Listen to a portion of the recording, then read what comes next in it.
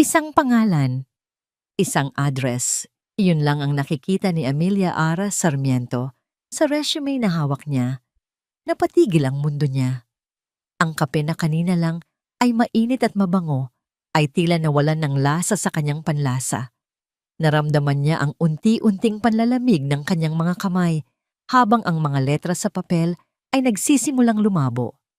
Emerald Street, Pasig City.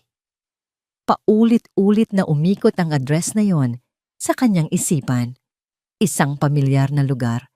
Isang kasinungalingan na paulit-ulit niyang narinig mula sa kanyang asawa.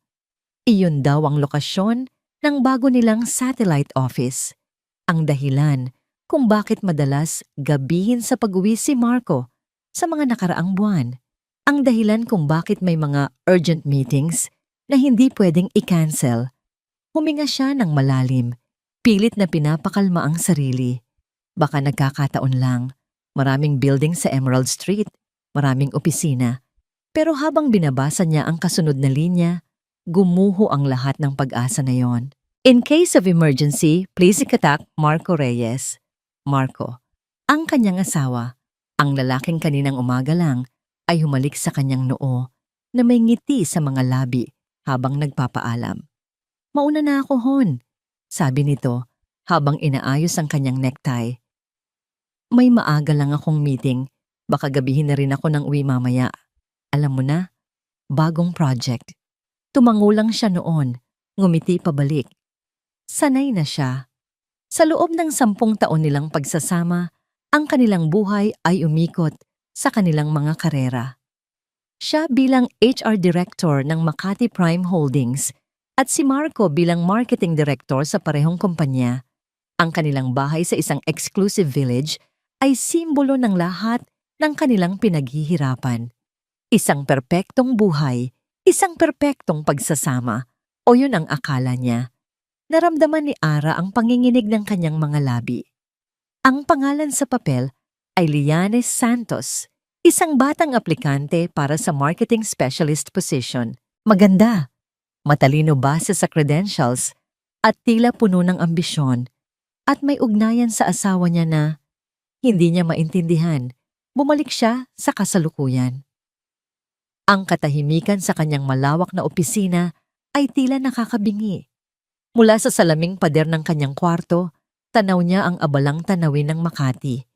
Ang mga nagtataasang gusali, ang mga sasakyang tila hindi nauubos. Dati, ang tanawing iyon ay nagbibigay sa kanya ng pakiramdam ng kapangyarihan at tagumpay.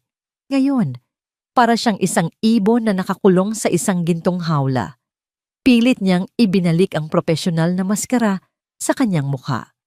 Inayos niya ang ilang hibla ng buhok na nalaglag sa kanyang mukha at muling tiningnan ang papel. Hindi siya pwedeng magpadala sa emosyon. Baka kamag-anak, baka kaibigan. Maraming posibleng dahilan. Hindi niya maaaring sirain ang tiwala niya kay Marco dahil lang sa isang pirasong papel. Pero isang boses sa kanyang isipan ang sumisigaw. Isang boses na pilit niyang isinasantabi sa mga nakaraang linggo. Ang boses na nagtatanong kung bakit laging naka-silent mode ang cellphone ni Marco tuwing nasa bahay. Kung bakit may mga ngiting lihim ito habang nagte-text.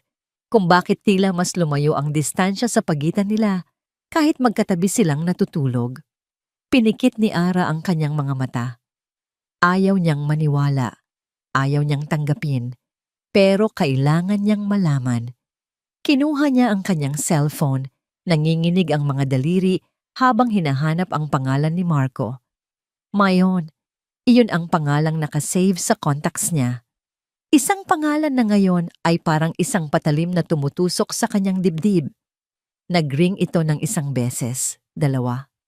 Hello, Hon? Ang boses ni Marco sa kabilang linya. Masaya, malambing, walang bakas ng anumang kasalanan. Hi! Pilit na pinasigla ni Ara ang kanyang boses. Sorry, napatawag ako. Nasaan ka na? Nasa office ka na ba? Papunta pa lang, Hon. Dadaan muna ako sa satellite office sa Pasig. May urgent na meeting lang kami. Mauna na kayo mag-lunch mamaya, ha? I love you. Nanigas si Ara sa kanyang kinaupuan. Ang bawat salita ay tumama sa kanya na parang isang malakas na sampal. Hindi na siya makahinga. Pasig. Satellite office. Kasinungalingan. Okay. Iyon lang ang salitang lumabas sa kanyang bibig. Isang mahinang bulong. Mag-iingat ka. I love you too. Binaba niya ang tawag. Nabitawan niya ang kanyang cellphone at bumagsak ito sa makapal na carpet ng kanyang sahig. Ngunit hindi niya iyon inintindi. Ang tanging naririnig niya ay ang malakas na pagtibok ng kanyang puso at ang unti-unting pagbasag nito. Hindi alam ni Ara kung gaano siya katagal na nakaupo lang sa kanyang opisina, nakatitig sa kawalan. Ang resume ni Liane Santos ay nakakalat pa rin sa kanyang mesa, isang paalala ng lason na unti-unting kumakalat sa kanyang sistema. Bawat segundo na lumilipas ay parang isang pag-atake. Ang imahe ng masayang mukha ni Marco kaninang umaga ay paulit-ulit na naglalaro sa kanyang isipan, kasabay ng malamig at brutal na katotohanan ng kanyang pagsisinungaling. Hindi niya kayang manatili sa loob ng gusaling ito, kung saan sa ilang palapag sa ibaba ay naroon ang departamento ni Marco. Ang departamentong posibleng pagtatrabahuhan ng babaeng ito. Ang departamentong puno ng mga taong bumabati sa kanya bilang Ma'am Ara, ang asawa ng kanilang magaling na boss. Kailangan niya ng hangin. Kailangan niyang makaalis. Dali-dali niyang kinuha ang kanyang bag at cellphone. Hindi na nag-abalang magpaalam sa kanyang sekretarya. Mabilis ang kanyang mga hakbang palabas ng opisina. Bawat isa ay tila isang pagtakas. Ang mga ngiti at pagbati ng mga empleyadong nakakasalubong niya ay hindi niya pinansin. Ang tanging gusto niya ay marating ang basement parking, ang santuwaryo ng kanyang sasakyan. Pagpasok niya sa loob ng kotse, agad niyang isinara ang pinto at isinandal ang kanyang ulo sa manibela. Doon, sa katahimikan ng sasakyan, bumuhos ang lahat. Hindi isang malakas na pag-iyak, kundi isang tahimik na pagdaloy ng mga luha. Mga luhang dala ng galit, mga luhang dala ng sakit. Bakit? Iyon ang tanong na sumisigaw sa kanyang isipan. Ano ang kulang? Ano ang pagkakamali niya? 10 taon. Ibinigay niya ang 10 taon ng buhay niya kay Marco. Kasabay ng sakit, naramdaman niya ang pag-akyat ng init sa kanyang dibdib. Ang galit. Isang nag-aalab na galit na ngayon lang niya naramdaman sa buong buhay niya. Galit sa panloloko. Galit sa pagsisinungaling. Galit sa sarili niya dahil naging bulag siya. Hindi siya iiyak lang. Hindi siya magiging biktima. Sa gitna ng nanginginig niyang mga kamay, kinuha niya ang kanyang cellphone. Nag-scroll siya sa kanyang contacts, nilampasan ang pangalan ni Marco, ng kanyang mga magulang, ng kanyang mga kaibigan. Huminto siya sa isang pangalan na matagal na niyang hindi tinatawagan. Dante Cruz. Isang matalik na kaibigan mula sa kolehiyo. Isang dating pulis na ngayon ay may sarili ng private investigation agency. Ang taong pinagkakatiwalaan niya ng buo. Huminga siya ng malalim bago pinindot ang call button. Ara? Napatawag ka. Kamusta? Ang boses ni Dante sa kabilang linya, malinaw at pamilyar. May halong gulat pero mainit. Biglang bumigay ang pader na kanina pa niya itinatayo. Nabasag ang kanyang boses. Dante, kailangan ko ng tulong mo. Naramdaman niya ang agarang pagbabago sa tono ni Dante. Nawala ang pagiging kaswal, napalitan ng seryosong pag-aalala. Ara, anong nangyari? Ayos ka lang ba? Nasaan ka? Nasa parking ako ng office. Sagot niya, pilit na pinipigilan ang paghigbi. Dante, si Marco. Sa tingin ko may babae siya. Ang pagsasabi ng mga salitang yun sa malakas na paraan ay parang isang kumpirmasyon. Naging totoo ito. Katahimikan ang sumunod sa kabilang linya, ngunit hindi ito awkward. Ito ay isang katahimikan ng pag-unawa. Anong gusto mong gawin ko? Tanong ni Dante. Ang boses ay kalmado pero matatag.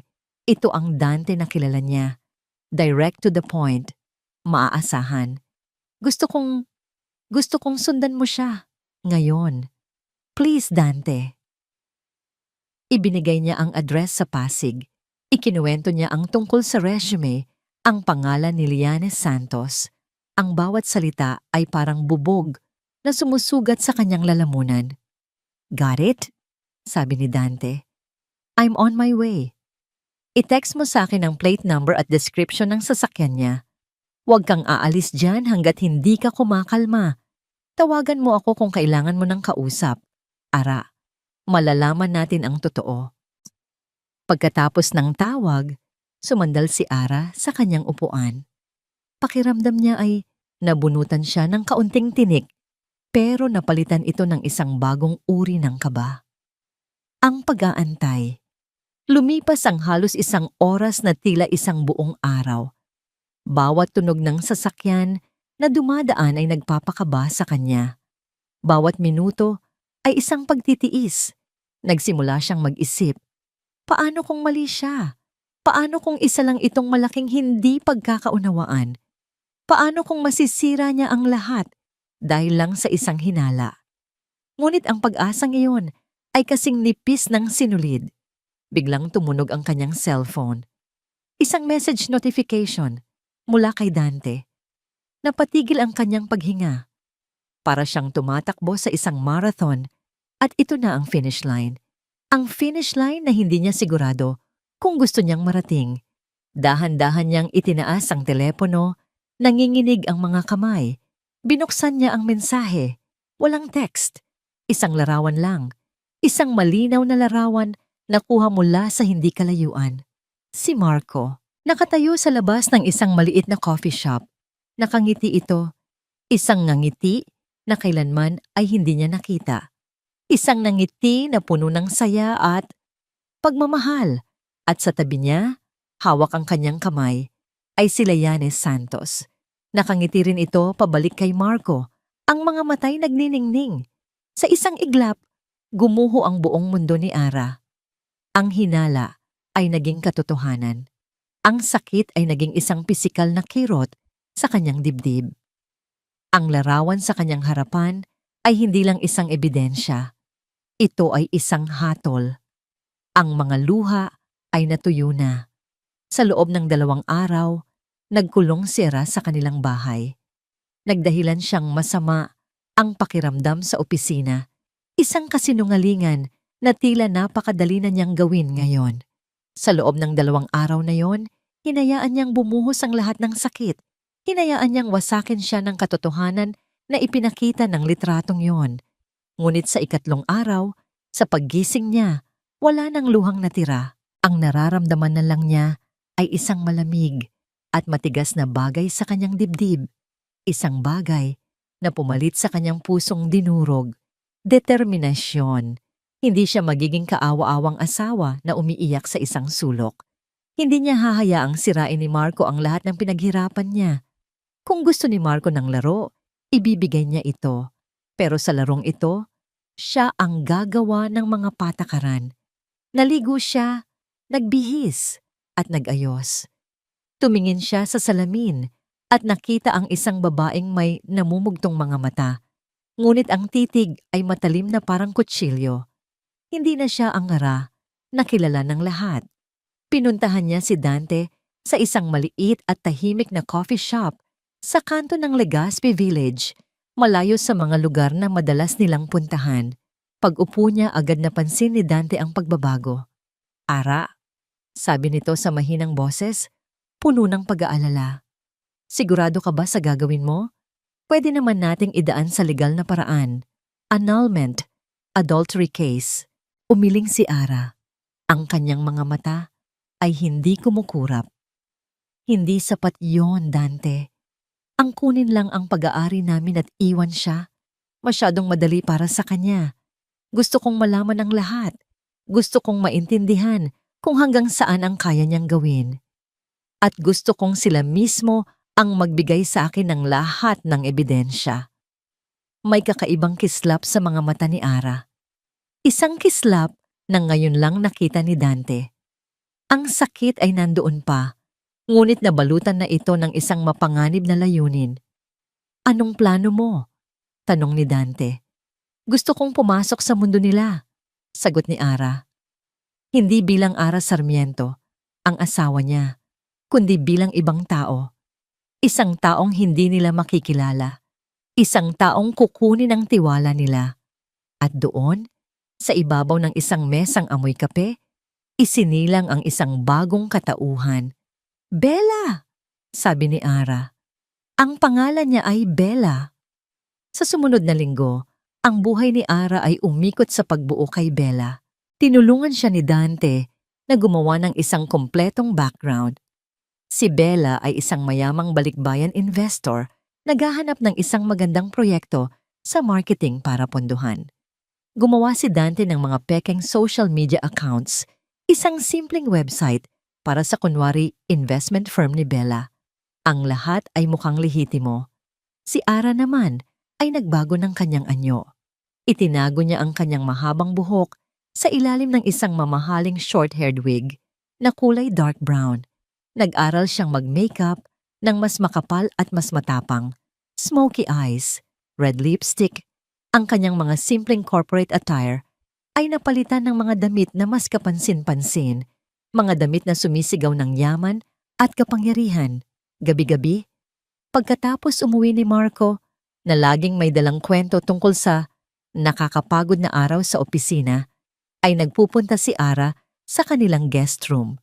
Doon, sa harap ng salamin, nagsasanay siya. Nagsasanay siyang magsalita na may bahagyang kakaibang punto. Mas mayabang, mas direkta. Nagsasanay siyang ngumiti nang hindi umaabot sa kanyang mga mata. Nagsasanay siyang tingnan ang sarili niyang refleksyon hanggang sa hindi na niya makita si Ara, ang asawang naloko, kundi si Bella, ang babaeng walang kinatatakutan. Sino ka? Tanong niya sa sarili sa salamin. Ako si Bella, sagot ng refleksyon. Ang boses ay matatag at walang emosyon. At nandito ako para kunin ang lahat. Dumating ang araw ng pagkakataon. Nalaman ni Dante na may isang malaking business networking event na gaganapin sa isang 5-star hotel sa Makati. At kumpirmado, dadalo si Marco Reyes, kasama ang kanyang assistant na si Lianes Santos. Ito na yon, Ara, sabi ni Dante sa telepono. Nakuha na kita ng imbitasyon. Ang kailangan mo lang gawin ay pumasok, magpakilala, at hayaan silang lumapit sa'yo. Salamat, Dante, sagot ni Ara. Naramdaman niya ang mabilis na pagtibok ng kanyang puso. Isang halo ng kaba at pananabik. Nang gabing iyon, habang nag-aayos si Marco ng kanyang suit, lumapit si Ara. May event ka pala mamaya, sabi niya. Pilit na pinapanatili ang normal na tono. Oo, Hon.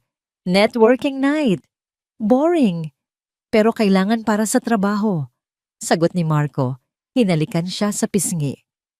Huwag mo na akong hintayin, okay? Maaga ako bukas. Tumango lang si Ara. Isang matamis na ngiti sa kanyang mga labi. Isang nangiting hindi na totoo. Pagkaalis ni Marco, mabilis na kumilos si Ara. Isinuot niya ang kanyang maskara, ang damit, ang makeup, ang wig. Sa huling pagkakataon, tiningnan niya ang sarili sa salamin. Wala nang bakas ni Ara Sarmiento. Ang babaeng nakatayo sa harap niya ay si Bella. Malamig, kumpidenteng, mapanganib. Pagdating niya sa hotel, huminga siya ng malalim bago bumaba ng sasakyan. Ang lobby ay puno ng mga taong naka-corporate attire, nagtatawanan, nagpapalitan ng business cards. Pumasok siya sa ballroom. Ang kanyang presensya ay agad na umagaw ng pansin. Ang kanyang pulang bestida, ang kanyang postura, ang kanyang aura. Iglinilibot niya ang kanyang mga mata sa buong lugar na parang isang leon na naghahanap ng kanyang biktima. At pagkatapos ng ilang segundo, nakita niya sila, nakatayo malapit sa bar. Si Marco, mukhang kaakit-akit sa kanyang mamahaling suit, may hawak na baso ng wine. At sa tabi niya si Lian, nakakapit sa braso ni Marco na para bang pag-aari niya ito. Nagtatawanan sila. Mukha silang masaya. Mukha silang perpekto. Naramdaman ni Ara ang titig ng mga tao sa paligid at tila naramdaman din ito ni Marco. Dahan-dahan itong lumingon. Marahil ay nagtataka kung sino ang bagong dating na umagaw sa atensyon ng lahat. Sa isang sandali na parang huminto ang oras, nagtama ang kanilang mga mata sa gitna ng maraming tao. Nakita ni Ara ang bahagyang pagkagulat sa mukha ni Marco na mabilis na napalitan ng interes, ang uri ng tingin na ibinibigay ng isang marketing director sa isang potensyal na kliyente o ng isang lalaki sa isang babaeng nakakuha ng kanyang pansin. Isang ngiti ang sumilay sa labi ni Marco. Isang ngiting profesional, ngunit may bahid ng kalkulasyon. Hindi niya siya nakilala. Sa sandaling iyon, alam ni Ara na gumana ang kanyang maskara. At sa ilalim ng sakit na dulot ng katotohanan iyon, naramdaman niya ang isang malamig na alon ng kapangyarihan. Ang laro ay nagsimula na. Humakbang si Ara, bawat paggalaw ay kalkulado. Habang papalapit siya, naramdaman niya ang pagbilis ng tibok ng kanyang puso. Isang mabangis na tambol sa ilalim ng kanyang dibdib na pilit niyang itinatago sa likod ng isang kalmadong mukha. Ito na ang simula. Wala nang atrasan. Mr. Reyes, I presume. Ang boses na lumabas sa kanyang bibig ay hindi sa kanya. Ito ay mas malalim, mas may awtoridad. Boses ni Bella. Agad na lumingon si Marco, ang ngiti sa kanyang labi ay naging mas professional. Yes, that's me. And you are? Kitang-kita sa mga mata niya ang paghanga at interes. Tinitingnan niya si Bella mula ulo hanggang paa, hindi bilang asawa niya, kundi bilang isang bagong oportunidad. Bella, inilahad niya ang kanyang kamay. Ang pagdikit ng kanilang mga balat ay nagdulot ng isang kuryenteng puno ng pagkasuklam sa kanyang buong katawan, ngunit hindi niya ito ipinahalata. My firm has been looking into promising local projects, and your name, Mr. Reyes, keeps coming up. Isang malapad na ngiti ang sumilay sa mukha ni Marco. Ang kanyang ego ay nahaplos. Please call me Marco. It's a pleasure to meet you, Bella. This is my executive assistant, Lian. Ipinakilala ni Marco si Lian, nang ngumiti ng matamis, ngunit may possessiveness sa paraan ng pagkapit sa braso ni Marco. Good evening, ma'am, sabi ni Liani. Miss Santos. Simpleng tugon ni Ara, ang kanyang tingin ay malamig at mabilis, na para bang si Lian ay isang kasangkapan lamang sa silid. Ibinalik niya agad ang kanyang atensyon kay Marco. Perhaps we can talk. I'm particularly interested in your new digital campaign initiative. Ang mga salitang yon ay musika sa pandinig ni Marco. Of course, of course. Let's find a more comfortable spot. Dinala sila ni Marco sa isang mas tahimik na mesa sa isang sulok ng ballroom. Sa buong oras na yon, pinanood ni Ara ang sayaw ng mga manloloko.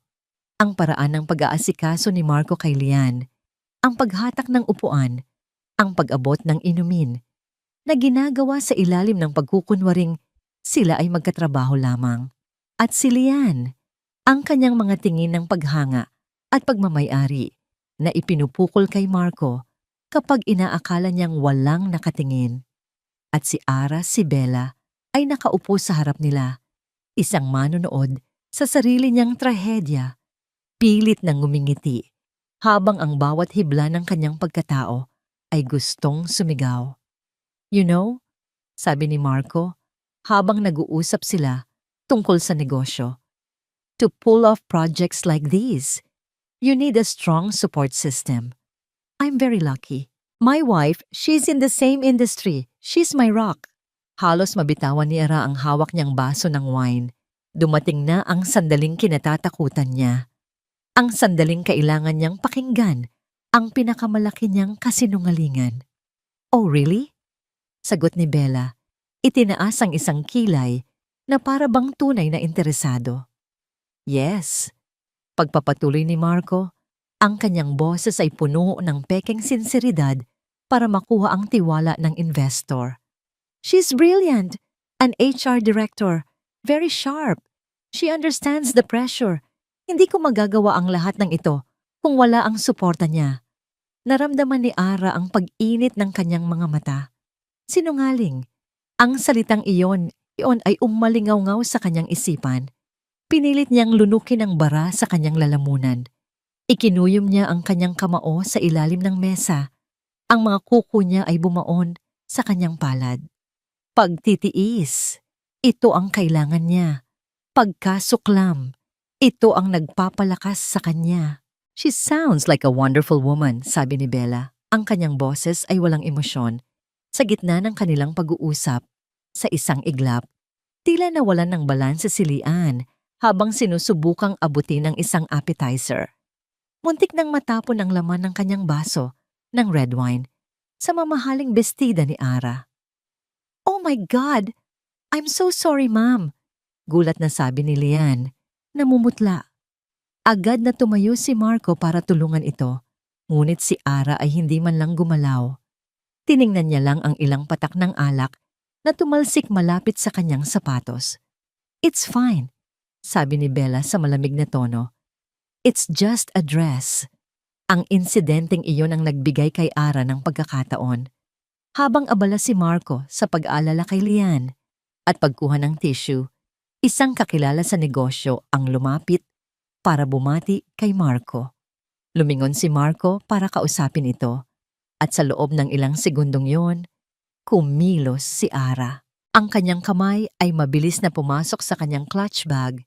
Kinuha ang maliit na itim na parisukat, isang high-tech listening device na ibinigay ni Dante.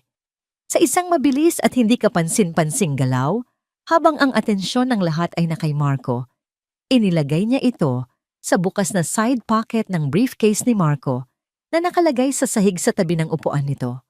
Nang bumalik ang atensyon ni Marco sa kanya, si Bella ay kalmadong umiinom ng kanyang wine na para bang walang nangyari. Ang gabi ay natapos. Nagpalitan sila ng business cards. Nangako si Marco na tatawagan niya si Bella para mag-set ng isang formal na meeting. Pag-uwi ni Ara sa kanilang bahay, nauna siya ng halos 1 oras. Mabilis siyang nagtanggal ng makeup, ng wig at nagpalit ng pantulog. Nang pumasok siya sa kanilang kwarto, siya na ulit si Ara Sarmiento, ang mapagmahal na asawa. Maya-maya pa, dumating si Marco. Ang mukha ay masaya at puno ng sigla. "Hon, you won't believe the night I had," sabi nito habang nagtatanggal ng sapatos. "Mukhang maganda nga," sagot ni Ara. Pilit nang ngumingiti. "I met this incredible investor. Her name is Bella," kwento ni Marco. Ang mga matay nagniningning. "She's interested in my project. This could be huge for us, Hon. For our future." Lumapit si Marco at niyakap siya mula sa likod habang nakatayo siya sa harap ng salamin. "You know what's funny?" Bulong ni Marco sa kanyang tainga. "She's smart, powerful. Reminds me a bit of you actually." Sa sandaling iyon, tiningnan ni Ara ang kanilang refleksyon sa salamin. Ang asawa niyang yumayakap sa kanya at siya na may ngiti sa mga labi. Isang perpektong larawan ng kasinungalingan. Tumangulang siya. "That's great, Hon. I'm happy for you." Ngunit sa kanyang isipan, isang malamig na pangako ang kanyang binitiwan. "Hindi mo alam, Marco. Hindi mo alam na ang gabing ito ang simula ng pagbagsak mo. At ako, ang asawa mo, ang mismong wawasak sa'yo." Kinabukasan, pagkaalis ni Marco para sa isang maagang breakfast meeting, alam ni Ara na ito na ang pagkakataon niya. Kinuha niya ang briefcase na ginamit nito kagabi. Ang puso niya'y kumakabog ng marahan habang kinakapa ang side pocket. Nandoon pa ang maliit na itim na aparato. Dinala niya ito sa kanilang home office, isinara ang pinto, at ikinabit sa kanyang laptop. Ang katahimikan ng umaga ay tila nagpapabigat sa bawat kilos niya. Huminga siya ng malalim bago isinuot ang headphones. Pinindot niya ang play. Ang unang narinig niya ay ang ingay ng mga nag-uusap sa event at pagkatapos, ang boses ni Marco. Grabe, ang galing niya. 'Di ba? Si Bella, kung makuha natin ang investment niya, Lian, ito na yon. Narinig niya ang boses ng babae, malambing at puno ng pagsamba. Ang galing mo kasi, babe. Kahit sino, bibilib sa'yo. Babe, ang isang salita na yon ay parang lason na tumagos sa kanyang pandinig. Napapikit si Ara, ang kanyang mga kamay ay mahigpit na nakakuyom sa ibabaw ng mesa. Pinakinggan niya ang kanilang paglalambingan sa loob ng sasakyan habang pauwi. Mga halik, mga tawanan, mga pangako. Bawat tunog ay isang patalim na humihiwa sa kanyang puso. Naramdaman niya ang pag-akyat ng suka sa kanyang lalamunan, isang pisikal na reaksyon sa matinding pagkasuklam na kanyang nararamdaman. Ngunit pinilit niyang magpatuloy, kailangan niyang marinig ang lahat. At doon, sa gitna ng kanilang mga bulungan, narinig niya ang pag-uusap na nagpabago sa lahat. Kailangan na nating makuha yung pera, babe. Sabi ni Lian, may bahid ng pag-aalala sa boses. Malapit na ang due date para sa down payment. Alam ko, sagot ni Marco, bumuntong hininga. I'm working on it. Medyo gipit ngayon. Naubos yung nakuha ko last month sa Sorrento project para sa kotse mo. Hindi ba pwedeng kumuha ulit? Mula sa, alam mo na, yung mga resibo na ikaw lang ang nag-a-approve? Nanigas si Ara. Ang kanyang paghinga ay biglang huminto. Hindi na lang ito tungkol sa isang babae. Mahirap na, sabi ni Marco. Masyado nang napapansin, pero may paraan ako. May malaking budget para sa bagong digital campaign. May wiggle room doon. Konting tiis na lang, okay? Para naman to sa future natin. Future natin. Ang mga salitang yon ay parang bombang sumabog sa kanyang isipan. Ang kanilang future ay itinatayo mula sa mga kasinungalingan at pinopondohan ng perang ninakaw. Ninakaw mula sa kumpanyang pareho nilang pinagtatrabahuan. Ang kumpanyang pinag-alayan niya ng kanyang profesional na buhay. Ang galit na naramdaman ni Ara ay lumagpas na sa personal na sakit. Ito ay naging isang malamig at nagngangalit na apoy. Ang pagtataksil ni Marco ay hindi lang sa kanya bilang asawa, kundi pati na rin sa kanilang kumpanya, sa kanilang mga kasamahan, sa lahat ng pinaninindigan niya. Hindi na siya nag-aksaya ng oras. Agad niyang tinanggal ang headphones at tinawagan si Dante. Dante, sabi niya, ang kanyang boses ay kalmado sa isang paraan na nakakatakot. May bago akong nalaman. Hindi lang ito tungkol sa babae. Pera. Pera ng kumpanya ang ginagamit niya. Ikinuwento niya ang kanyang narinig. Ang down payment, ang Sorrento project, ang digital campaign budget. Shit! Mura ni Dante sa kabilang linya.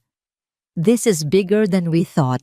Ara, anong gusto mong gawin ko? Gusto kong tingnan mo ang lahat ng expense reports ni Marco sa nakalipas na 6 na buwan. Lalo na yung mga malalaking marketing projects. Maghanap ka ng anumang kahina-hinala, mga supplier na hindi kilala, mga resibong mukhang kaduda-duda. Masusunod, sabi ni Dante. Mag-iingat ka, Ara. Hindi nagtagal, nakatanggap si Ara ng isang email mula kay Dante.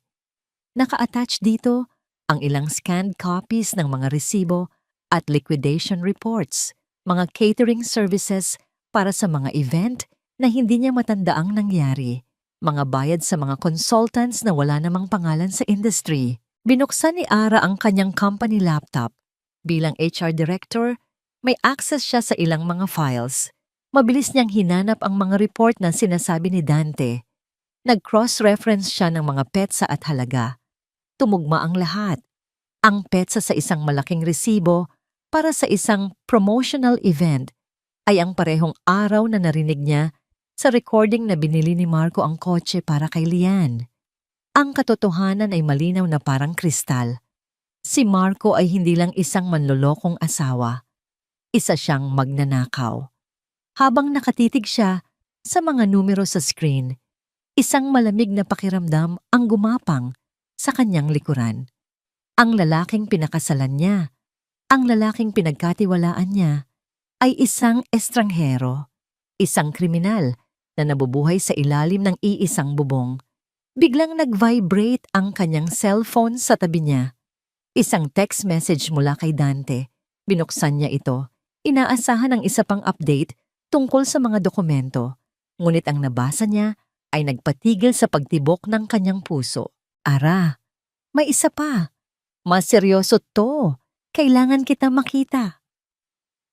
Nagkita sila ni Dante sa pinakamataas na palapag ng isang halos bakanting parking building sa Salcedo Village. Isang lugar na malamig, kulay abo, at walang buhay.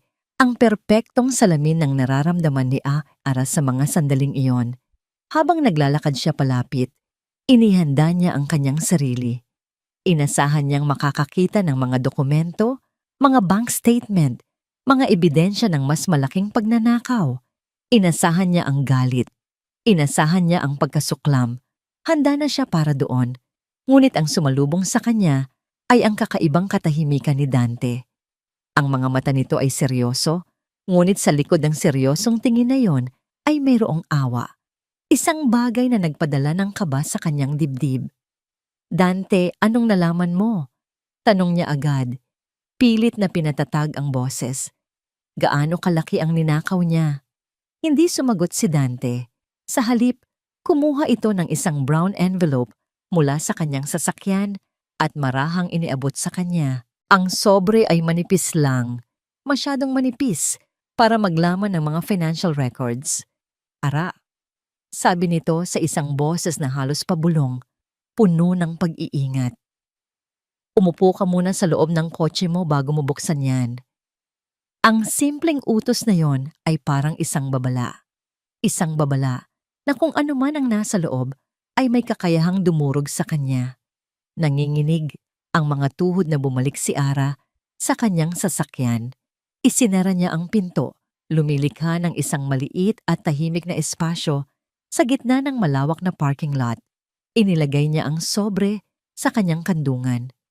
Para itong may bigat ng 1,000 libra. Ang tibok ng kanyang puso ay dumadagundong sa kanyang mga tainga. Dahan-dahan, sa nanginginig na mga kamay, binuksan niya ang selyo. Ang laman ay hindi mga dokumento ng bangko. Isang pirasong papel lang, isang medical document mula sa isang kilalang ospital. Sa itaas, malinaw na nakasulat ang pangalan ng departamento, Obstetrics and Gynecology. Nagsimulang umikot ang kanyang paningin. Binasa niya ang pangalan ng pasyente na nakasulat sa malalaking letra. Santos? Liani. At sa ibaba, sa ilalim ng seksyong Clinical Impression, may dalawang salita. Dalawang salita na parang isang martilyong humampas sa bawat piraso ng kanyang pagkatao. Pregnant. 8 weeks. Binitawan niya ang papel na para siyang napaso. Nahulog ito sa sahig ng kanyang sasakyan. Napasandal siya sa kanyang upuan, hindi makahinga. Ang hangin sa loob ng kotse ay biglang naging napakakapal, hindi sapat. Sa isang iglap, bumalik ang lahat ng sakit na akala niya ay matagal na niyang ibinaon. Ang mga pagbisita nila ni Marco sa fertility clinic, taon na ang nakalipas. Ang mga test, ang mga gamot, ang walang katapusang pag-asa sa bawat buwan na laging nauuwi sa mapait na pagkabigo. Naalala niya ang malumanay na boses ng doktor na nagsabi sa kanya, "I'm sorry, Mrs. Sarmiento. It's unlikely." Naalala niya ang pag-iyak niya sa mga braso ni Marco, ang mga yakap nito, ang mga bulong sa kanyang tainga. Okay lang, hon. Tayong dalawa ang mahalaga. Hindi natin kailangan ng anak para maging isang buong pamilya. Mga kasinungalingan, lahat. Mga matatamis na kasinungalingan na binalot ang isang malupit na katotohanan. Ang isang bagay na hindi niya maibigay. Ang pangarap na sabay nilang binuo at sabay na isinuko ay ibibigay na ngayon sa kanya ng ibang babae. Ang babaeng sumira sa kanilang tahanan. Ito ay pagtataksil sa pinakamasakit na antas. Hindi na ito tungkol sa relasyon o sa pera. Ito ay tungkol sa pamilyang ninakaw sa kanya bago pa man ito mabuo. Ang hinaharap na ipinagkait sa kanya ay ipinagkakaloob ngayon sa iba, gamit ang perang ninakaw mula sa kanya, mula sa kanilang kumpanya. Ang hangin ay tila ninakaw mula sa kanyang mga baga. Wala ng luha. Ang sakit ay masyadong malalim, masyadong brutal para sa mga luha. Ang nararamdaman niya ay isang malawak na kawalan, isang butas na nilikha sa gitna ng kanyang pagkatao. Dahan-dahang bumukas ang pinto ng kanyang sasakyan. Nakatayo roon si Dante. Ang mukha ay puno ng pag-aalala. Nakita niya ang dokumento sa sahig ng kotse at pagkatapos ay tumingin sa blangkong mukha ni Ara. Ara? Mahinang tawag ni Dante. Ang tunog ng kanyang pangalan, ang pag-aalala sa boses ng kanyang kaibigan, ang siyang tuluyang nagwasak sa anumang natitirang pagtitimpi niya. At doon, sa wakas, bumigay siya. Hindi isang yak, kundi isang hagulgol na nanggaling sa kaibuturan ng kanyang kaluluwa. Isang tunog ng purong pagkasira. Isang tunog ng isang babaeng nawalan ng lahat. Yumuko siya, niyakap ang sarili, habang ang buong sasakyan ay napuno ng tunog ng kanyang nawasak na puso. Hindi nagsalita si Dante. Pumasok lang ito sa passenger seat. Isinara ang pinto at tahimik na umupo sa tabi niya. Hinayaan niya si Ara na ilabas ang lahat. Hinayaan niya itong magluksa para sa buhay na kanyang inakala, para sa asawang kanyang minahal, at para sa pamilyang hindi kailanman mabubuo. Nang sa wakas ay humupa ang kanyang pag-iyak at napalitan ng mga tahimik na hikbi, inabutan siya ni Dante ng isang bote ng tubig. "Umuwi ka na, Ara," sabi nito sa mahinang boses. "Magpahinga ka. Ako na ang bahala sa lahat bukas." Hindi sumagot si Ara. Tumango lang siya. Ang pagmamaneho pauwi ay isang malabong alaala. Ang mga ilaw ng syudad ay lumalabo sa kanyang mga matang namamaga. Pagdating sa bahay na dati niyang tinawag na tahanan, hindi siya pumasok agad. Nanatili siya sa loob ng sasakyan. Sa dilim ng kanilang garahe, kinuha niya ang kanyang cellphone. Ang lock screen, isang larawan nila ni Marco noong kanilang huling anibersaryo. Nakangiti sila pareho. Masaya. Isang perpektong kasinungalingan. Tinitigan niya ang nangiti ni Marco sa larawan. Ang parehong nangiti na ibinibigay nito kay Lian. Ang ngiting puno ng mga sekretong hindi niya kailanman nalaman. Dahan-dahan, pinunasan niya ang huling butil ng luha sa kanyang pisngi. Habang tinitingnan niya ang larawan, may nagbago sa kanyang mga mata. Ang sakit ay unti-unting nawala. Ang lungkot ay napalitan ng isang nakakakilabot na katahimikan. Ang kanyang mga mata, na kanina'y puno ng pagkasira, ay naging blangko, malamig, walang emosyon. Tapos na ang laro. Bulong niya sa katahimikan ng sasakyan. Ang boses ay halos hindi marinig, ngunit puno ng isang bagong, nakamamatay na bigat. Oras na para maningil. Walang nangluhang tumulo. Ang Ara na pumasok sa opisina kinabukasan ay ibang tao na. Ang kanyang mga mata, bagamat bahagyang namamaga, ay mayroong bagong uri ng kislap. Isang kislap na malamig, matalim, at walang anumang emosyon. Ang bawat hakbang niya sa pasilyo ng Makati Prime Holdings ay may bigat at layunin. Ang mga pagbati ng mga empleyado ay tinutugunan niya ng isang tipid na ngiti, isang perpektong maskara na itinago ang nagngangalit na apoy sa kanyang kalooban. Pagdating ng tanghali, tumunog ang kanyang cellphone, isang numero na nakasave sa ilalim ng pangalang Bella. Si Marco. "Bella, good morning!" Masiglang bati ni Marco sa kabilang linya. "I hope I'm not disturbing you. I just want to follow up on our wonderful conversation the other night." "Marco?" Sagot ni Ara. Ang boses ni Bella ay lumabas ng walang kahirap-hirap. "I was just about to call you. My firm is very, very interested. But before we proceed, I'd like to have a formal lunch meeting with you and your assistant. Today." "Of course, anything for you, Bella." Halos hindi maitago ni Marco ang kanyang pananabik. Nagkita sila sa isang mamahaling restaurant na tanaw ang buong Ayala Avenue. Si Marco ay dumating na suot ang kanyang pinakamagandang suit, habang si Lian ay nakasunod. Ang mga matay nagniningning sa paghanga para kay Marco at sa karangyaan ng lugar. Umupo si Ara sa kanilang harapan. Ang postura ay perpekto, ang aura ay hindi matitinag. Siya ang reyna sa chessboard na ito, at sila ang kanyang mga piyon. "I'll be direct, Marco," simula ni Bella, matapos mag-order ng pagkain. "My firm is prepared to invest a significant amount into your project. An amount that will not only fund your campaign, but will also guarantee your promotion to Vice President." Halos mabulunan si Marco sa kanyang tubig. Ang kanyang mga mata ay nanlaki sa gulat at tuwa. Ito na ang pangarap niya. Ang lahat ng kanyang ambisyon ay nasa abot kamay na. That's incredible, Bella. I don't know what to say," sabi ni Marco. Ang kanyang boses ay nanginginig sa excitement. But, pagpapatuloy ni Ara, at sa isang salitang yon, ang buong atensyon nila ay bumalik sa kanya. "For an investment of this magnitude, I have one condition. I don't just want to present this to the CEO. I want a full board meeting. I want to present my proposal in front of the entire management committee. I want them to see the man I am betting on." Ang kondisyon ay isang perpektong patibong. Sa halip na magduda, lalo pang lumaki ang ulo ni Marco. Nakita niya ito bilang isang pagkakataon para magpasikat, para ipakita sa lahat ng matataas na opisyal ng kumpanya ang kanyang galing, kasama ang isang malaking investor sa kanyang tabi. "Consider it done," mabilis na sagot ni Marco.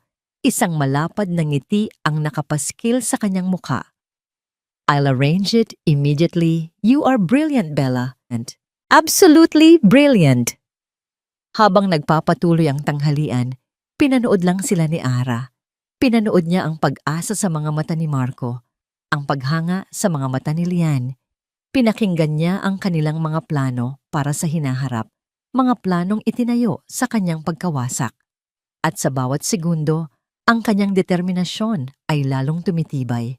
Pagbalik sa kanyang opisina, isinara ni Ara ang pinto. Siya na ulit si Amelia Sarmiento, ang HR Director. Binuksan niya ang kanyang computer at nagsimulang mag-type ng isang email. "Tag to you, all board members and management committee. Subject, urgent and confidential, major investment proposal. Dear all, please be advised of a critical and time-sensitive meeting this Friday, 10:00 a.m. at the main conference room. We have been approached by a major investor with a substantial proposal concerning the marketing department's new initiatives. The investor has specifically requested to present to the full board. Bawat letra na kanyang tinatype ay parang isang pako na ibinabaon niya sa kabaong ng karera ni Marco. Nang matapos, tinitigan niya ang send button. Huminga siya ng malalim. Eto na. Ang huling pusta. Click. Nang gabing iyon, nakipagkita siya kay Dante sa opisina nito. Ang maliit na silid ay nagsilbing kanilang war room. Sa ibabaw ng mesa, nakalatag ang lahat ng kanilang armas. Ang mga litrato ni Marco at Liane, ang transcript ng usapan nila mula sa listening device, ang mga kopya ng peking resibo at kahina-hinalang expense reports. At sa gitna ng lahat, nakalagay sa isang malinis na folder ang pinakamabigat na ebidensya, ang medical document na nagkukumpirma sa pagbubuntis ni Liane. "Sigurado ka na ba dito, Ara?" Tanong ni Dante sa huling pagkakataon. Ang kanyang boses ay seryoso. "Kapag ginawa mo to, wala nang balikan." Tumingin si Ara sa mga ebidensya, pagkatapos ay tumingin sa mata ni Dante. Ang kanyang tingin ay kalmado at matatag. "Wala na akong babalikan, Dante," sagot niya. Sinira na niya ang lahat. Ang tanging natitira na lang ay ang pagtatapos nito. Isang araw bago ang nakatakdang pagpupulong, pag-uwi ni Ara, nagulat siyang makita si Marco na naghihintay sa sala. May hawak itong isang malaking bouquet ng kanyang paboritong bulaklak, mga puting rosas. Ang kanyang muka ay nagliliwanag sa tagumpay, sa isang kaligayahang hindi para sa kanya. "Hon!" Bati nito.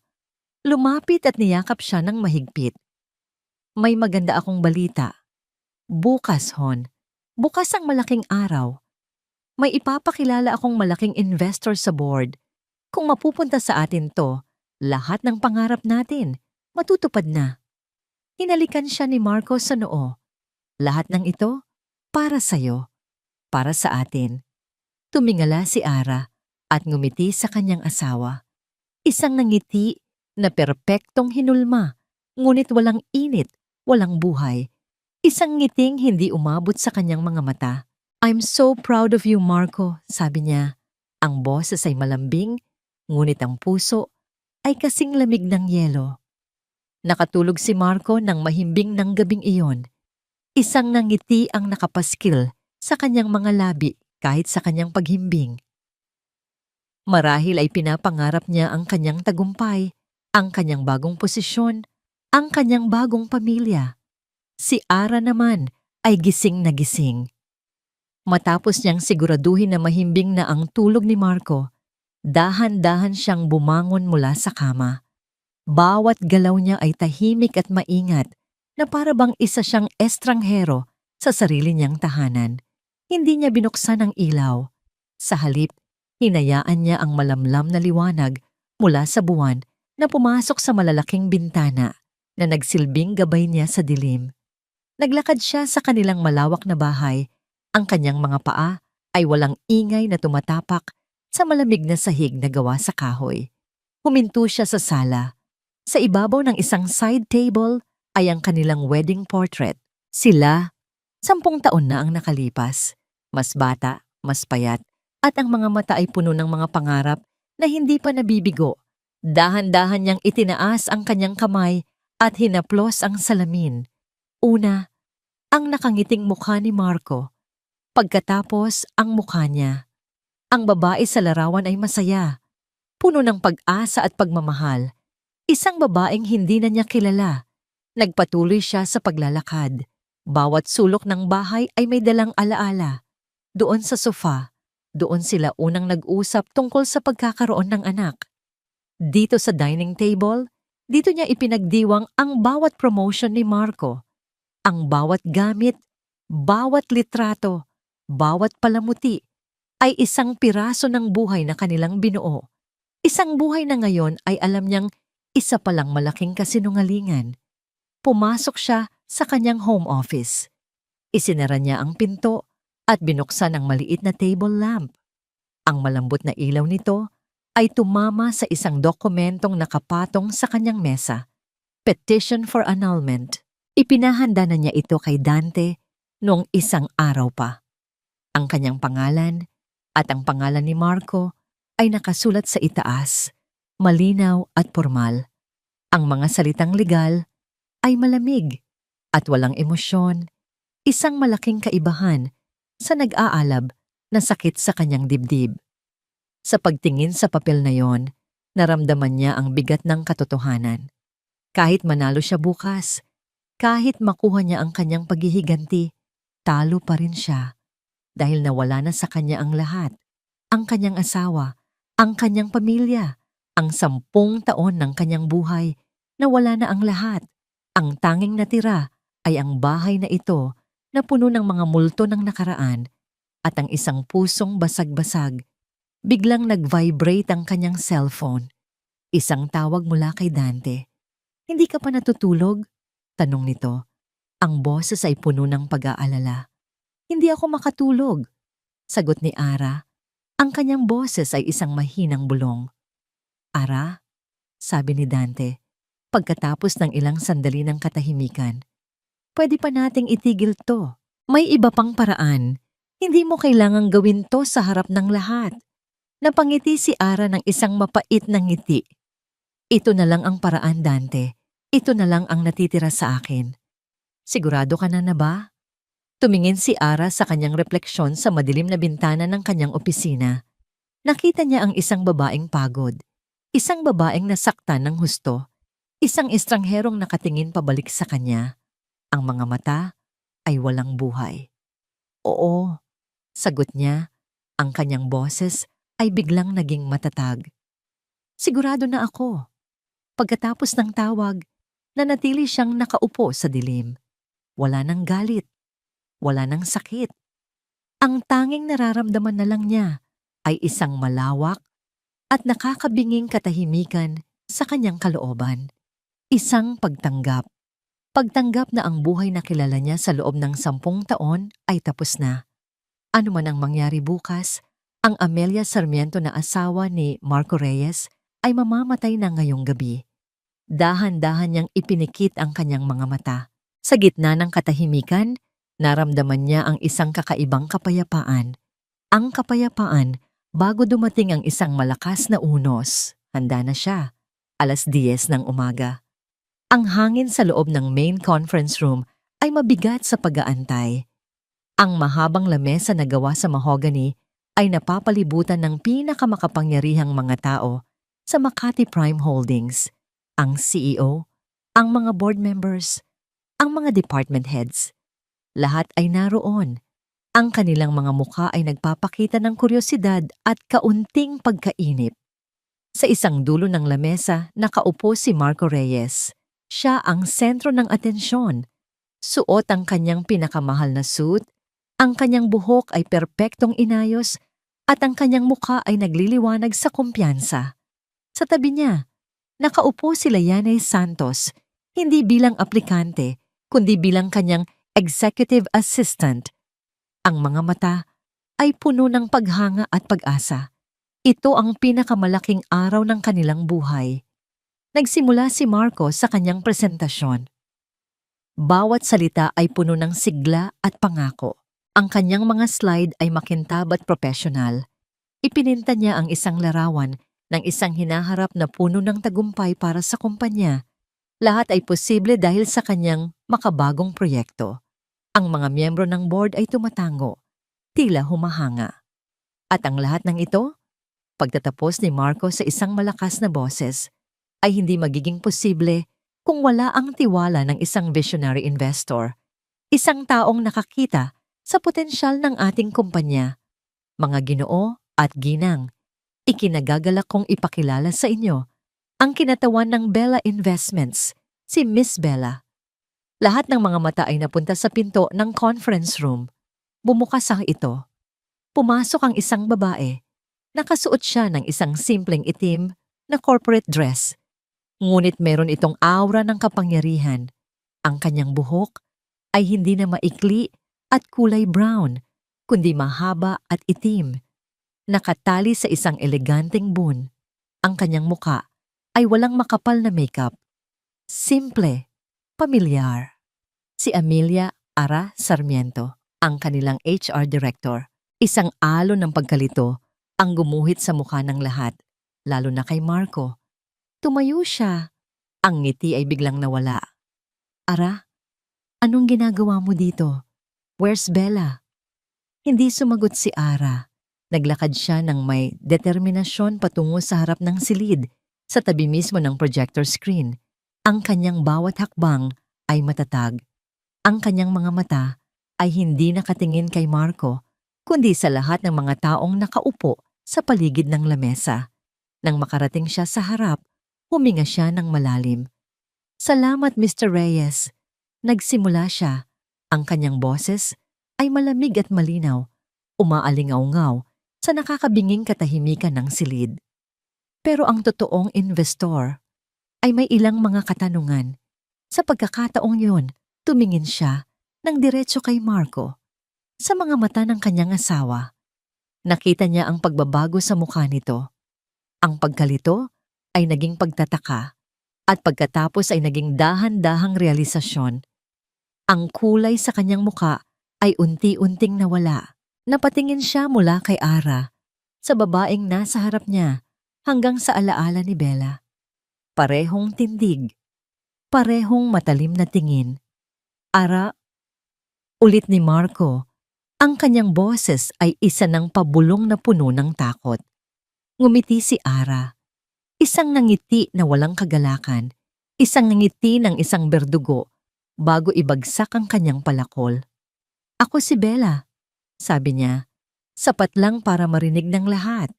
Kinuha niya ang remote control at pinindot ito. Ang presentasyon ni Marco ay nawala. Ang pumalit dito ay isang larawan. Isang malinaw na larawan ni Marco at Lian, magkahawak kamay sa labas ng isang coffee shop. Isang kolektibong paghinga ng gulat ang narinig sa buong silid. Click! Isang bagong larawan. Sila, kumakain sa isang restaurant, nagtatawanan. Click! Isang audio file ang nagplay. Ang boses ni Marco at Liane, naglalambingan, nagpaplano para sa kanilang future. Click! Ang mga pekeng resibo, ang mga kahina-hinalang expense reports, naka-highlight ang mga petsa at halaga. Si Marco ay nakatayo na parang isang estatwa. Ang kanyang bibig ay bahagyang nakabukas sa pagkabigla. Si Liane naman ay namumutla. Ang mga mata ay nanlalaki sa takot, nakatingin kay Ara na para bang nakakita ng multo. For the past few months, pagpapatuloy ni Ara, ang kanyang boses ay nanatiling kalmado habang ang impyerno ay unti-unting bumubukas sa harap nila. Mr. Reyes has been systematically defrauding this company, using corporate funds to finance a personal lifestyle with his mistress, Miss Lian Santos. Click. Ang huling larawan, ang pinakamatinding sandata, ang medical document. Naka-zoom in sa pangalan ni Lian at sa salitang pregnant. Kung mayroon mang natitirang hangin sa silid, nawala na ito ng tuluyan. Ang katahimikan ay ganap. Ang lahat ng mga mata ay nakatuon ngayon kina Marco at Liane, na kapwa mukhang gumuho na ang mundo. Sa wakas, ibinalik ni Ara ang kanyang tingin sa CEO. Ang kanyang boses, na kanina'y malamig at mapanira, ay naging boses na ng isang HR director na gumaganap sa kanyang tungkulin. As the head of human resources, sabi niya ng may bigat at autoridad, I have concluded my investigation. With the evidence presented, I recommend the immediate termination of Mr. Marco Reyes and Miss Lian Santos on the grounds of gross misconduct, fraudulent activities, and violation of the company's code of ethics. Pagkatapos ay tumingin siya sa 2 taong sumira sa kanyang buhay. Ang kanyang mukha ay wala ng galit, wala ng sakit, pagtanggap na lang. Marco Reyes, Lian Santos, you are fired, effective immediately. Security will now escort you out of the building. Sinubukan ni Marco na magsalita. Ara, please, let's talk. Ang kanyang boses ay basag, puno ng desperasyon. Ngunit hindi na siya pinakinggan ni Ara. Tinalikuran niya ito. Naglakad siya palayo sa kaguluhan, palayo sa mga nagtatakang mukha ng board, palayo sa wasak na buhay ng kanyang asawa. Habang naglalakad siya patungo sa pinto, hindi siya lumingon.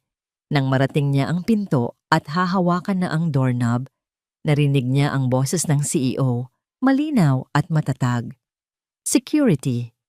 Ang pinto ay nagsara sa likuran niya at sa wakas, naramdaman ni Ara ang paglaya. Kinabukasan, pagpasok ni Ara sa opisina, ang katahimikan ay halos isang pisikal na bagay na sumalubong sa kanya. Ang mga bulungan ay humihinto pagdaan niya. Ang mga tawanan ay biglang napuputol. Nararamdaman niya ang mga mata ng lahat na nakatutok sa kanyang likuran. Mga tingin na puno ng pinaghalong pagkamangha, awa, at takot. Ang balita ay kumalat na parang apoy. Hindi lang tungkol sa pagpapatalsik sa isang mataas na opisyal, kundi sa buong, iskandalosong kwento sa likod nito. Ngunit si Ara ay naglakad ng diretso. Ang kanyang ulo ay nakataas. Ang kanyang mukha ay isang blankong canvas, hindi nagpapakita ng anumang emosyon. Pumasok siya sa kanyang opisina at isinara ang pinto. Lumilikha ng isang harang sa pagitan niya at ng mausisang mundo sa labas. Hindi nagtagal. Isang tawag ang dumating mula sa opisina ng CEO. Ma'am Ara, pinapatawag po kayo ni Mr. Vargas, sabi ng kanyang sekretarya. Sa loob ng opisina ng CEO, ang matandang lalaki ay nakatayo, malapit sa bintana, nakatanaw sa syudad. Amelia, sabi nito nang hindi lumilingon. That was quite a storm you caused yesterday. It was a necessary one, sir. Sagot ni Ara. Ang kanyang boses ay matatag. Humarap si Mr. Vargas sa kanya. Ang kanyang mga mata ay seryoso, ngunit may bakas ng respeto. I've reviewed everything.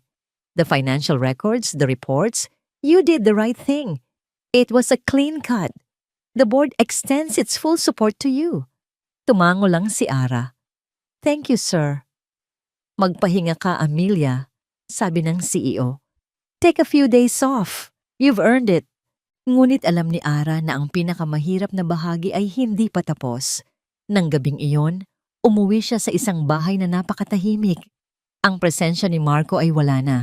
Ngunit ang mga alaala niya ay nakakalat pa sa bawat sulok. Panahon na para maglinis. Nagsimula siya sa kanilang aparador.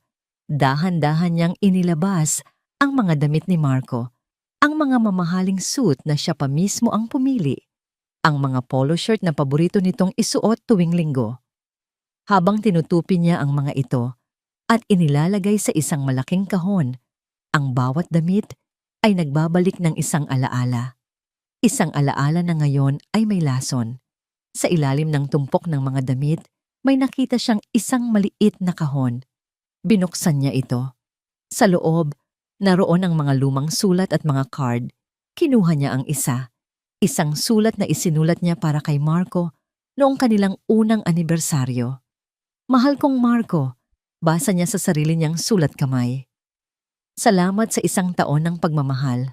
Ikaw ang pangarap na hindi ko alam na mayroon ako. Hindi ko makita ang kinabukasan ko kung wala ka. Isang butil ng luha ang pumatak sa papel. Isang mainit na patak na sumira sa tinta. Ito na lang. Ang huling luha para sa lalaking minahal niya at sa buhay na kanilang pinangarap. Pinunasan niya ito agad. Maingat niyang ibinalik ang sulat sa kahon at inilagay ito sa ibabaw ng mga damit. Pagkatapos, isinara niya ang kahon at tinatakan ng tape. Isinara niya ang isang kabanata ng kanyang buhay. Kinabukasan, nakipagkita siya kay Dante sa isang tahimik na kapihan, malayo sa kanilang opisina. Tapos na, sabi ni Ara, habang hinahalo ang kanyang kape. Kamusta ka? Tanong ni Dante. Ang kanyang mga mata ay nagpapakita ng tunay na pag-aalala. Ngumiti si Ara, isang totoong nangiti, kahit na may bahid pa rin ng lungkot. Magiging okay din ako. Salamat, Dante. Sa lahat. Hindi ko ito magagawa kung wala ka. Magkaibigan tayo, Ara. Laging narito para sa'yo. Sagot ni Dante. Anong susunod mong plano? Tumingin si Ara sa labas ng bintana, sa mga taong naglalakad sa ilalim ng sikat ng araw. Hindi ko pa alam, pag-amin niya. Pero sa unang pagkakataon sa loob ng maraming taon, pakiramdam ko, malaya ako. Gabi na nang makauwi siya. Ang mga kahon na naglalaman ng mga gamit ni Marco ay nakatambak na malapit sa pinto. Naghihintay na kunin ng isang charity organization bukas. Ang bahay ay mas maluwag, ngunit mas malungkot. Habang nakaupo siya sa sofa, sa gitna ng katahimikan, biglang umilaw ang screen ng kanyang cellphone. Isang text message mula sa isang numerong hindi nakasave sa kanyang contacts. Dahan-dahan niya itong binuksan. 2 salita lang ang nakasulat. I'm sorry. Alam niya kung kanino galing. Naramdaman niya ang bahagyang panginginig ng kanyang kamay. Inaasahan niya ang galit, ang sakit, ang pagnanais na sumagot at isumbat ang lahat. Ngunit wala. Tinitigan niya ang mensahe, ang 2 salita na huli na nang dumating. Pagkatapos, sa isang kalmadong paggalaw, pinindot niya ang screen. Block this number, pinindot niya ang yes. Isinara niya ang kanyang mga mata at huminga ng malalim. Sa wakas, tapos na talaga. 6 na buwan ang lumipas. Ang sikat ng araw na pumasok sa malaking bintana ay ginintuan. Humahalik sa mukha ni Ara habang dahan-dahan siyang nagmumulat ng mga mata. Wala na ang bigat sa kanyang dibdib na dati kasama niya sa paggising. Ang tanging naroon ay ang katahimikan ng umaga at ang amoy ng sariwang kape na nagmumula sa kanyang kusina. Bumangon siya mula sa kanyang kama at naglakad patungo sa bintana. Mula sa kanyang bagong apartment sa ika-35 na palapag, tanaw niya ang unti-unting paggising ng syudad. Ang mga gusali ng Makati na dati simbolo ng kanyang hawla, ngayon ay isa na lang magandang tanawin. Hindi na ito ang bahay na puno ng mga multo ni Marco. Ibinenta na niya iyon ilang buwan na ang nakalipas, kasama ang lahat ng mga alaala ng pait at pagtataksil. Ang apartment na ito ay mas maliit, ngunit para sa kanya, ito ay isang palasyo. Bawat muebles, bawat palamuti, ay pinili niya para sa sarili niya. Ito ang kanyang santuwaryo. Tiningnan niya ang kanyang refleksyon sa salamin. Ang babaeng nakatingin pabalik ay may maikling buhok, isang bagay na kailanman ay hindi niya ginawa noong sila pa ni Marco. Ang kanyang mga mata ay hindi na blanko o puno ng galit. Mayroon ng kislap, isang kislap ng kapayapaan. Noong isang buwan, nakatanggap siya ng isang formal na sulat mula kay Mr. Vargas, isang alok. Ang posisyon para sa Vice President of Operations ay bukas para sa kanya. Ito ay isang pagkilala sa kanyang katapatan at galing.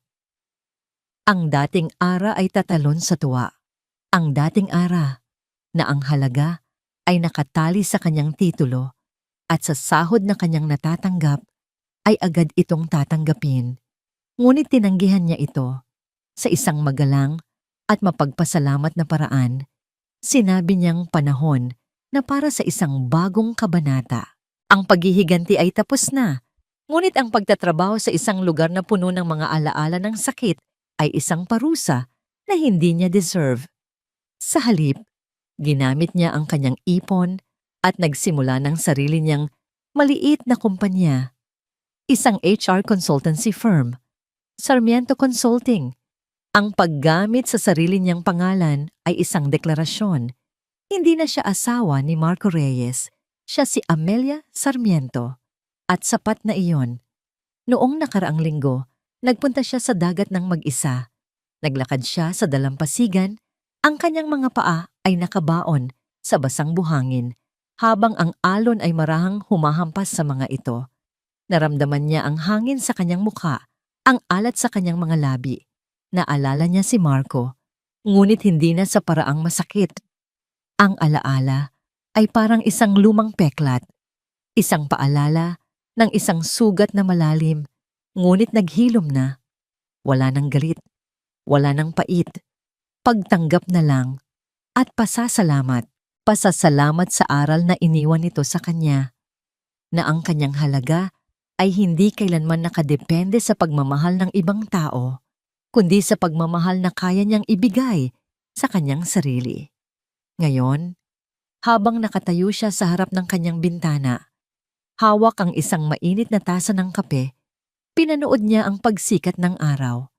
Ang kadiliman ng gabi ay unti-unting naglalaho, napapalitan ng isang maningning at puno ng pag-asang liwanag. Naramdaman niya ang isang ngiti na dahan-dahang sumilay sa kanyang mga labi.